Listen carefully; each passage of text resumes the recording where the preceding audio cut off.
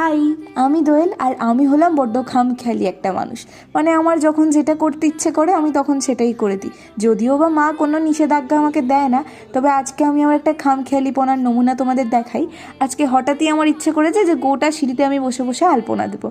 আর যেমন ভাবা তেমনই কাজ, তাই জন্যই বসে গেছিলাম আলপনা দিতে। যদিও বা এর আগেও বহুবার আমি সিঁড়িতে আলপনা দিয়েছি, আর এই আমার ইচ্ছেকে প্রাধান্য দেওয়ার জন্য কিছুদিন আগেই সেই আলপনাগুলোকে ঘষে ঘষে তুলেছি। তাই জন্য এই লাল রঙটা এতটা ফেড লাগছে।